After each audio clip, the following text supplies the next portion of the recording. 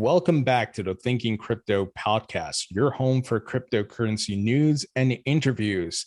Big day for the crypto industry, my friends. We had the Biden crypto executive order get released, and we have a variety of folks weighing in on this. I want to share the details. What is this executive order about? What are the next steps, and what can we expect this year?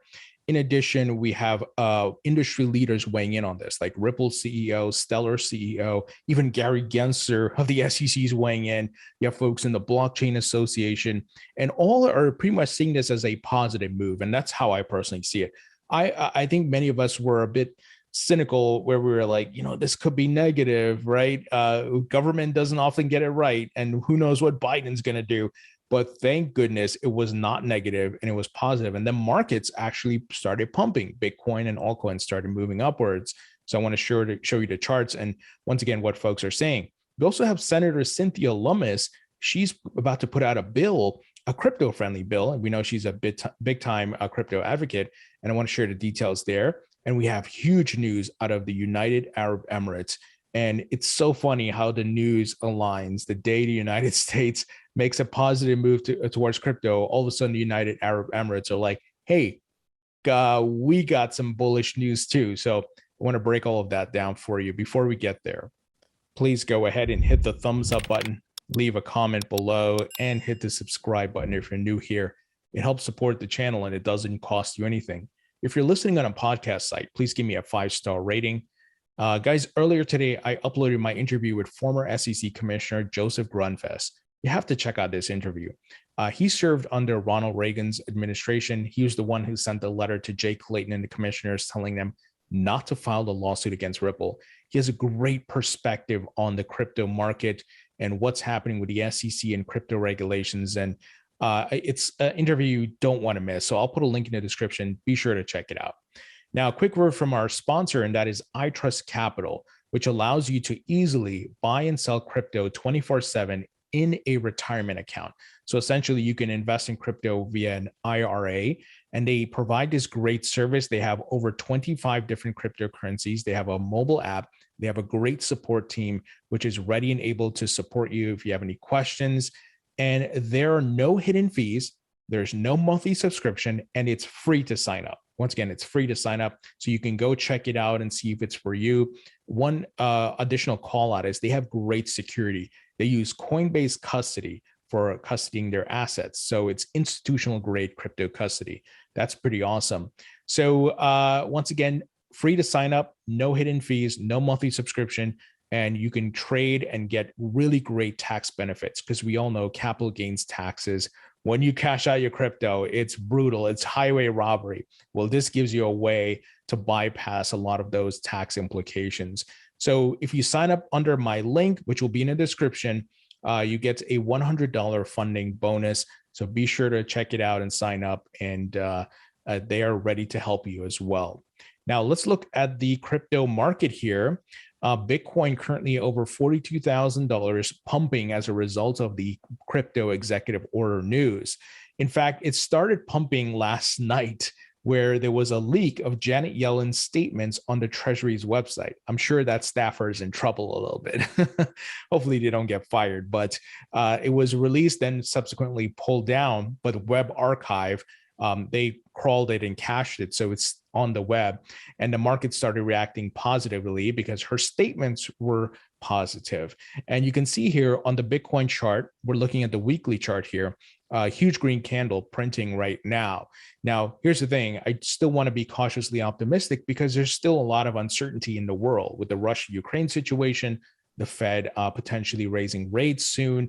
So we'll see what happens, but you can see the market reacting positively. And could this be the upward movement, the uptrend that we need for Bitcoin's retracement? We'll have to wait and see what happens. Once again, I'm still cautiously optimistic. Don't want to jump the gun and get too bullish. But guys, I'm very happy with this news about the crypto executive order from Biden. I think at the end of the day, it was not negative. Many folks thought it could potentially be negative. And imagine negative news coming from Biden on top of the Russia-Ukraine situation. and the Fed, right? It would have sent the prices going downward, and that would have been pretty painful. That one would have stinged pretty bad. But we got good news, and here's what's the title of this executive order on the whitehouse.gov website. Executive Order on Ensuring Responsible Development of Digital Assets. Now, this is a long one, guys. I'm not going to read through everything. I highly, highly recommend you go read through it yourself, especially if you're new to the crypto market, to get an understanding of how the government is looking at this and the direction we are headed in. You know, we've been talking about this for years. I've had this channel since 2017, and we've talked about government regulations in the United States needing to be the leader and to catch up. You know, other countries are moving ahead, like Singapore and the UK and so forth. Well, this was pretty momentous, my friends. This is a watershed moment for the crypto industry. And here are some of the takeaways that CNBC put together. And I'm going to call it out because this is the TLDR. I don't want to read the entire executive order. So here it is. U.S. President Joe Biden signed an executive order on Wednesday calling on the government to examine the risks and benefits of cryptocurrencies. The measures focus on 6 key areas: consumer protection, financial stability, illicit activity, U.S. competitiveness, financial inclusion, and responsible innovation. The Biden administration wants to explore a digital version of the dollar. These are things we've talked about forever on this channel, right? We know this was needed. Obviously, I've said it in my previous video that this is a couple of years too late, right? But hey, better late than never, right? So here's a couple of things I want to call out. As we've been talking about, this is an executive order to rally the troops. SEC, CFTC, OCC, and all the other regulators and government bodies come together and start studying cryptocurrencies and put together your thesis, and let's figure out the regulations. So this is a move in the right direction. And once again, it's not negative. It could have been much worse, my friends, right? Some people were expecting it because, you know, of politics and Biden and so forth. But I was on record that this would be something positive, and it turns out it is. And of course, it's, you know, highlighting the need for a CBDC, but we know they've been working on this. We know every central bank around the globe has been working on this already. This is the move to the digital economy, the token economy. And, you know, it of course talks about illicit activity. Yes, different agencies, different exchanges, yada, yada. They need to monitor, avoid terrorists, and, you know, do your KYC AML. So nothing new there. But it's really to rally the troops. And I want to share what folks in the industry are saying. I love what Kristen Smith, who is the executive director at the Blockchain Association, which does a lot of advocacy and educating and lobbying in DC for crypto. She tweeted out, "We are going to make it," you know, the abbreviation WAGMI. I love that. And, you know, they tweeted out, the Blockchain Association, they tweeted out, "Today, the President of the United States will sign an executive order calling on federal agencies to unify their approach towards the crypto industry and to support U.S. tech leadership. We welcome this approach and are ready to collaborate with agencies on behalf of the industry." So this executive order is being met with a lot of positive responses, and it's across the board, guys, and that's a good sign. And remember, I've interviewed Ron Hammond of the Blockchain Association multiple times. Well, I'll be interviewing him today as well, and we're going to talk about this and what he's hearing in DC as he has his ears to the ground on crypto and regulations in Washington, DC. Now, Ripple CEO Brad Garlinghouse weighed in on this, and his thoughts here are very insightful. He said, "Like many of you, I thought the Biden administration's executive order would acknowledge crypto, but not detail specifics on next steps for regulation. However, I was pleasantly surprised and inspired by the executive order acknowledging the need for evolution and alignment of the government's approach to crypto." He continues here saying, "First and foremost, this is an affirmation that crypto is here to stay. Thoughtful policy involves timely input from players, and there's a lot across the federal government. I don't want to mistake activity for progress, but this does feel like it could be a turning point." Absolutely. I agree with Brad here. He said the White House finally says that we in the industry, what we in the industry have been saying for years, if the US wants to maintain its status as a responsible tech leader, it needs to provide a clear regulatory framework for an industry that's exploding in growth. And he cites the data from the executive order saying more than 40 million Americans have invested in cryptocurrencies. Finally, he says years of damage done by the SEC's siloed regulation by enforcement approach can be undone through collaboration between all agencies. Ripple stands ready to educate and assist. If we are to catch up with the rest of the world, we need prompt and decisive action as soon as possible. Great statements here. And of course, he called out the SEC. And we know the Ripple lawsuit is, man, the biggest lawsuit in the crypto industry, guys. And we see Gensler and the SEC are trying to go after crypto lending platforms now, as well as exchanges.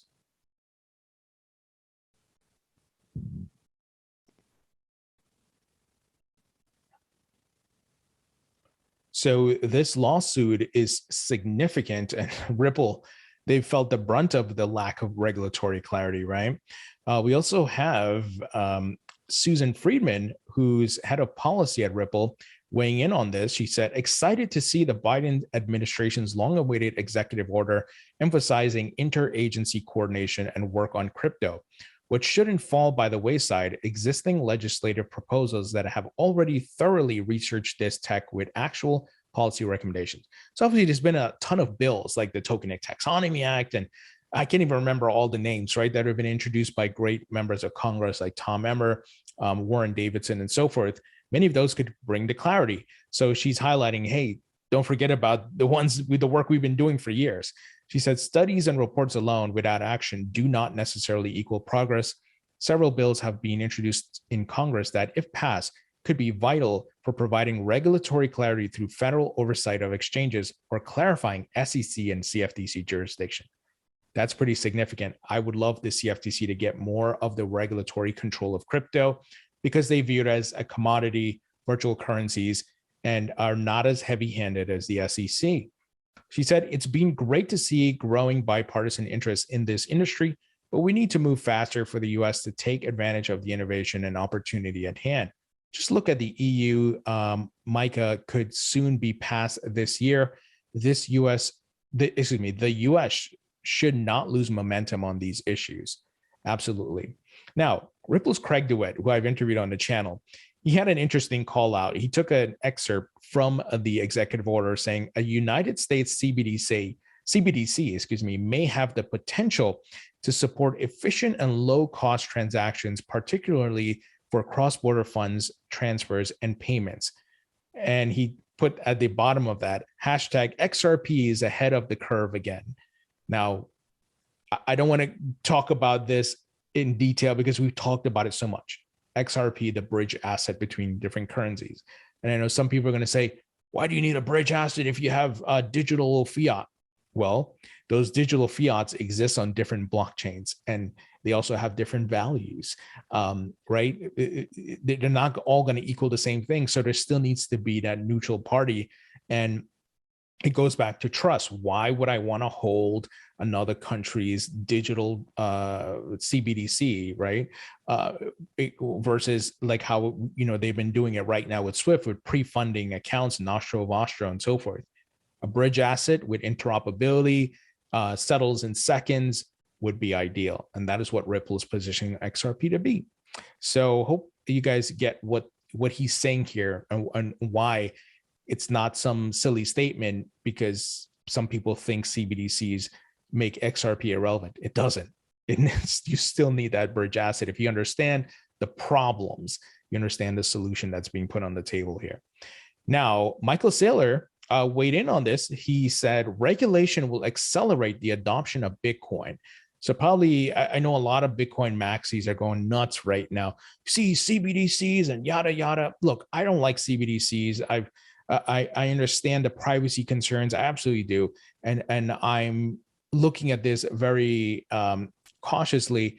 And I've been talking to a variety of folks about it and how do we maintain our US Constitution, but they're coming. There's no way to stop it.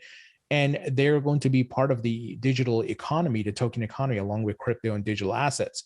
Michael Saylor, I got to give him credit. He does not, he sees that, and he sees that once you provide the clarity, more money is going to come into this asset class. And that's what a lot of, I think, Bitcoin maxis and some people are missing. They get caught up with the CBDC and conspiracy theories and things like that. So shout out to him on that. Now, Gary Gensler of the SEC weighed in. He said, today, President of the United States signed an executive order on crypto assets. I look forward to collaborating with colleagues across the government to achieve important public policy goals, protecting investors and consumers, guarding against illicit activity, and helping to ensure financial stability. My hope is that this coming together of the agencies, the SEC loses some power, and it helps put some guardrails around Gensler, because he's not just looking to protect consumers. He's trying to slow this asset class down. And we talked about this a lot, right? His banking cartel buddies, they don't call him Goldman Gary for no reason. All right, let's move ahead. Ryan Selkis, who I've interviewed on the channel, founder of Masari Crypto, he said, it looks like the Biden admin will get the executive order right. Study impact of crypto / Web3, figure out how to unify regulation of the exchanges, promote competitiveness, and evaluate the potential of a CBDC. A big win for Biden and pragmatic Democrats, loss for Warren. So talking about Elizabeth Warren. And anytime Elizabeth Warren is losing, it's a good day. We know she's buddies with Gensler, and big time hypocrite, and has been trying to work with Gensler to once again roadblock crypto wherever they can, because it's not balanced approach. It's draconian, it's heavy-handed, and it's clear they have an agenda to kill it. Not just say, hey, we're going to protect people and let's find a balance here. Right? It hasn't been that. We know they've been coming down very, very aggressive. Now, the Crypto Council of Innovation, they weighed in on this. President Biden has signed the executive order recognizing the tremendous potential of crypto, reflects the importance of crypto to the American people. We share the president's commitment to responsible financial innovation and a more fair, inclusive economy. Full statement below, so I'm not going to read through everything, but the point of why I'm sharing these different perspectives, almost everybody is seeing this as a positive move. So once again, it's not just my opinion, but people who are on the building side, the investing side. So this is huge, my friends. Even Danelle Dixon, who I've interviewed on the channel, and CEO and executive director at Stellar, she called this. Well, let me share what she had to say. She said, today's executive order is a significant milestone. It's a big deal for the White House to engage directly on digital assets, and even more so call for a government-wide strategy incorporation. She goes into additional details and provided Stellar's reaction to this, but once again, more positive feedback. Even Rostin Nam, one of those days where you just can't say someone's name. He said, today I commended President Biden for executive order on digital assets, and he is a CFTC, he is the CFTC chairman, and he provided a statement. So everybody is on board with this. And Senator Cynthia Lummis, many of you recall I interviewed her. She's bullish on crypto. She's been working on a bill, and she said, it's been a long time coming, but my bill to fully integrate digital assets into our financial system is almost ready. I'm putting the final touches on it with some key advocates and partners in the Senate, but watch out for an unveiling soon. So I'm trying to get her back on the show to talk about this.